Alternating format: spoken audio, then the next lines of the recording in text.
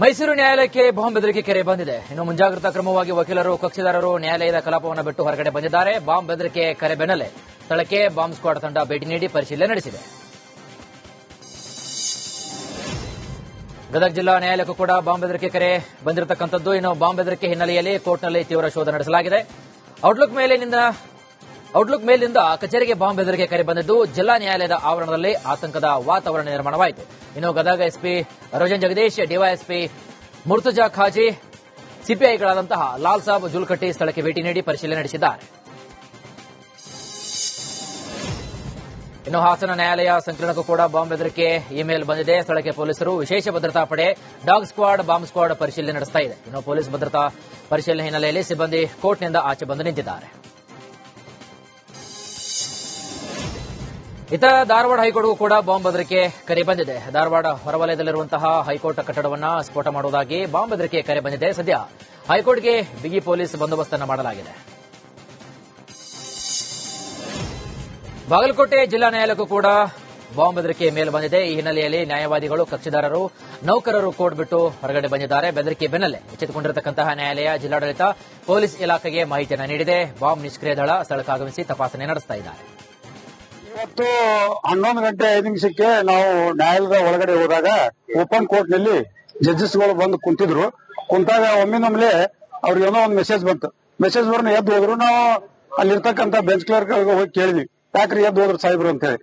ಇಲ್ಲ, ಏನೋ ಜಿಲ್ಲಾ ನ್ಯಾಯಾಲಯದ ವೆಬ್ಸೈಟ್ ಗೆ ಒಂದು ಬಾಂಬ್ ಕರೆ ಬಂದಿದೆ. ಆ ಕರೆ ಬಂದ ತಕ್ಷಣ ಅವರು ಜಿಲ್ಲಾ ನ್ಯಾಯಾಲಯಕ್ಕೆ ಸಂಬಂಧಪಟ್ಟಂತ ಆ ಸಿಬ್ಬಂದಿಗಳು ಹೇಳ್ಯಾರ, ಹಂಗಾಗಿ ಸಾಹೇಬ್ರು ಎದ್ದು ಹೋದ್ರಿ ಅಂತ ನಮ್ಗೆ ಹೇಳಿದ್ರು. ಹೇಳಿದ ಮುಂದೆ 5-10 ನಿಮಿಷ ಆದ ಕೂಡಲೇ ಎಲ್ಲರೂ ನಡ್ರಿ, ಹೊರಗೆ ನಡ್ರಿ ಅಂತ ಹೇಳಿ ನಮ್ಗೆ ಹೇಳಕತ್ತಿದ್ರು. ಅಲ್ಲಿ ಇರ್ತಕ್ಕಂತ ಕಕ್ಷಿದಾರರು ಮತ್ತು ವಕೀಲರು ಎಲ್ಲರೂ ಭಯಭೀತರಾಗಿ ನ್ಯಾಯಾಲಯದಿಂದ ಹೊರಗಡೆ ಬಂದಿವಿ. ಈ ರೀತಿ ನ್ಯಾಯಾಲಯದಲ್ಲಿ ಬೆದರಿಕೆ ಕರೆಗಳು ಬರ್ತಾವಂತ ಹೇಳಿದ್ರೆ ಯಾವ ರೀತಿ ನಡೆದೈತಿ ರಾಜ್ಯದಲ್ಲಿ ಅನ್ನೋದನ್ನ. ಇನ್ನು ಬೆಂಗಳೂರಿನ ಲಾಲ್ಬಾಗ್ ರಸ್ತೆಯಲ್ಲಿರುವಂತಹ ಪಾಸ್ಪೋರ್ಟ್ ಕಚೇರಿ ಕೂಡ ಬಾಂಬ್ ಬೆದರಿಕೆ ಇಮೇಲ್ ಬಂದಿದೆ. ಇಮೇಲ್ ನೋಡಿ ಸಿಬ್ಬಂದಿ ಪೊಲೀಸರಿಗೆ ಮಾಹಿತಿಯನ್ನು ನೀಡಿದ್ದಾರೆ. ಕೂಡಲೇ ಸ್ಥಳಕ್ಕೆ ದೌಡಾಯಿಸಿದಂತಹ ಎಸ್ಆರ್ ನಗರ ಮತ್ತು ವಿಲ್ಸನ್ ಗಾರ್ಡನ್ ಪೊಲೀಸರು ಪರಿಶೀಲನೆ ನಡೆಸಿದರು. ಸ್ಥಳಕ್ಕೆ ಹೋಗಿ ಬಾಂಬ್ ಸ್ಕ್ವಾಡ್ ಕೂಡ ಪರಿಶೀಲನೆ ಕೂಡ ನಡೆಸಲಾಗಿದೆ. ಜಮೀನುಗಳಿಗೆ ನೀರು ಪೂರೈಕೆ ಮಾಡುವಂತೆ ರೈತರು ಪ್ರತಿಭಟನೆ ನಡೆಸಿದ್ದಾರೆ. ಜಲಾಶಯದ ಗೇಟ್ಗಳು ತುಕ್ಕು ಹಿಡಿದು ನೀರು ಪೂರೈಕೆಯಾಗ್ತಾ ಇಲ್ಲ, ಆದ್ದರಿಂದ ಬೆಳೆಗಳಿಗೆ ಸೂಕ್ತ ನೀರು ಸಿಗ್ತಾ ಇಲ್ಲ. ಈ ಸಮಸ್ಯೆಯನ್ನು ಪರಿಹಾರ ಮಾಡುವಂತೆ ರೈತರು ಕಲಬುರಗಿ ಜಿಲ್ಲಾಧಿಕಾರಿ ಕಚೇರಿ ಮುಂಭಾಗದಲ್ಲಿ ಪ್ರತಿಭಟನೆ ನಡೆಸಿದ್ದಾರೆ. ಕೃಷ್ಣಾ ನದಿ ನೀರಿನ ಒತ್ತಡಕ್ಕೆ ಬ್ಯಾರೇಜ್ ಗೇಟ್ ಮುರಿದು ಬಿದ್ದಂತಹ ಘಟನೆ ಬಾಗಲಕೋಟೆ ಜಿಲ್ಲೆಯಲ್ಲಿ ನಡೆದು ಹೋಗಿದೆ. ಜಮಖಂಡಿ ತಾಲೂಕಿನ ಹಿಪ್ಪರಿಗೆ ಬ್ಯಾರೇಜಿನ 22ನೇ ಗೇಟ್ ಕಿತ್ತು ಹೋಗಿದೆ. ಸ್ಥಳಕ್ಕೆ ಜಮಖಂಡಿ, ಬನಹಟ್ಟಿ ತಹಶೀಲ್ದಾರ್, ನೀರಾವರಿ ಇಲಾಖೆ ಎಇಗಳು ಭೇಟಿ ನೀಡಿ ಪರಿಶೀಲನೆ ನಡೆಸಿದರು.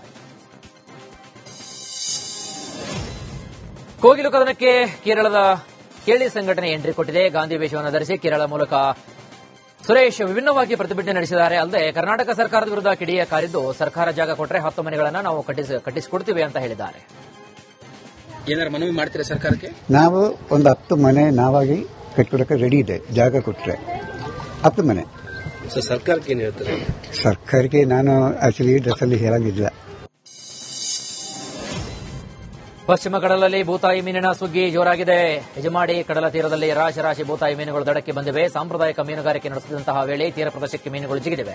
ಇನ್ನು ಇದನ್ನು ಕಂಡ ಸ್ಥಳೀಯರು ಕೈಗೆ ಸಿಕ್ಕಿದಷ್ಟು ಬೂತಾಯಿ ಮೀನುಗಳನ್ನು ಹಿಡಿದುಕೊಂಡು ಮನೆಗೆ ಹೋಗಿದ್ದಾರೆ.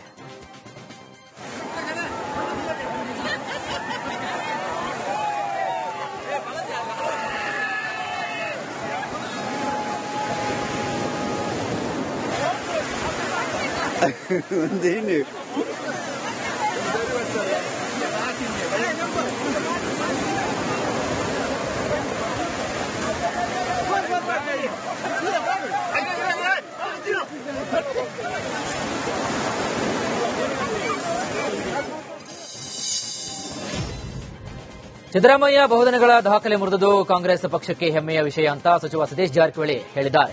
ಹುಕ್ಕೇರಿ ಪಟ್ಟಣದಲ್ಲಿ ಮಾತನಾಡಿದಂತಹ ಜಾರಕಿಹೊಳಿ ಅವರು ಸಿದ್ದರಾಮಯ್ಯ ಉನ್ನತ ಸ್ಥಾನಕ್ಕೆ ಬರುವುದಕ್ಕೆ ಸಾಕಷ್ಟು ಶ್ರಮಪಟ್ಟಿದ್ದಾರೆ.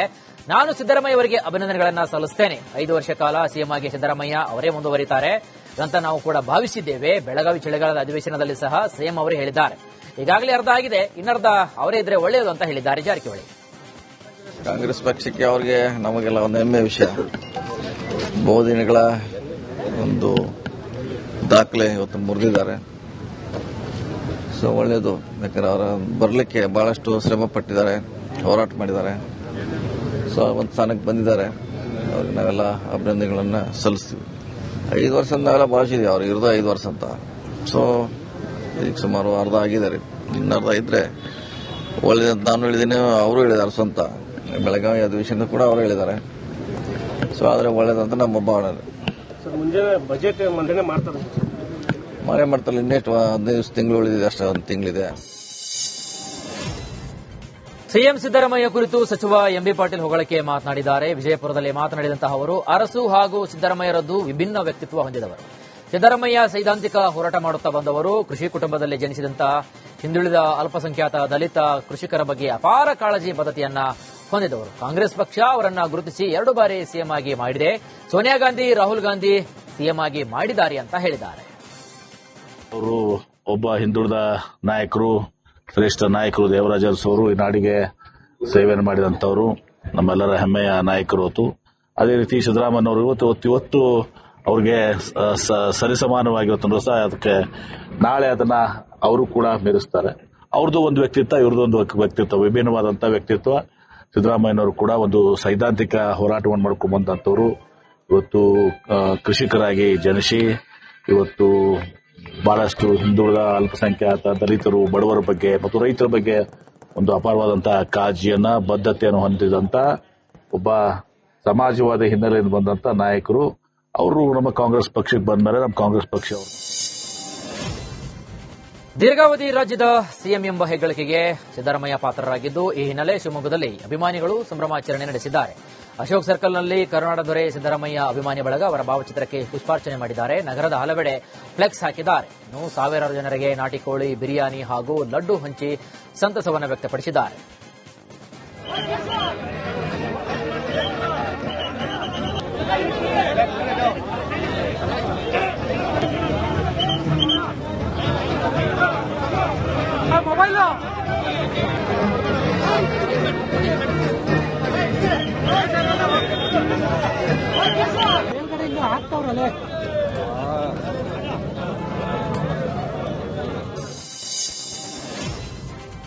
ದಾವಣಗೆರೆಯಲ್ಲೂ ಸಿಎಂ ಸಿದ್ದರಾಮಯ್ಯ ಅಭಿಮಾನಿಗಳ ಸಂಭ್ರಮ ಮನೆ ಮಾಡಿತ್ತು. ನಗರದ ಬೀರಲಿಂಗೇಶ್ವರ ದೇವಸ್ಥಾನದಲ್ಲಿ ಅಭಿಮಾನಿಗಳು ವಿಶೇಷ ಪೂಜೆಯನ್ನು ನೆರವೇರಿಸಿದರು. ಬಳಿಕ ಪಟಾಕಿ ಸಿಡಿಸಿ ಸಿಹಿ ಹಂಚಿ ಸಂಭ್ರಮಿಸಿದರು. ದೀರ್ಘಾವಧಿ ಸಿಎಂ ಎಂಬ ಫ್ಲೆಕ್ಸ್ ಅಳವಡಿಕೆ ಖುಷಿಯನ್ನು ಹಂಚಿಕೊಂಡಿದ್ದಾರೆ ಪರಸ್ಪರ. ಸಿದ್ದರಾಮಯ್ಯ ಸಿಎಂ ಆಗಿ ದಾಖಲೆ ಬರೆದ ಸಂತಸದಲ್ಲಿ ನೆಲಮಂಗಲ ಬಕ್ಕನಪಾಳ್ಯದಲ್ಲಿ ನಾಟಿ ಕೋಳಿ ಬಾಡೋಟ ವ್ಯವಸ್ಥೆಯನ್ನು ಮಾಡಲಾಗಿತ್ತು. ಅಹಿಂದ ಯುವ ಒಕ್ಕೂಟ 1900 ಕೆಜಿ ನಾಟಿ ಕೋಳಿ ವ್ಯವಸ್ಥೆಯನ್ನು ಮಾಡಿದರು. ಸಿದ್ದರಾಮಯ್ಯ ಫ್ಯಾನ್ಸ್ ನಾಟಿ ಕೋಳಿ ಸಾರು, ಮುದ್ದೆ, ಅನ್ನ, ರಸಂ, ಪಾಯಸ ಸವಿದಿದ್ದಾರೆ.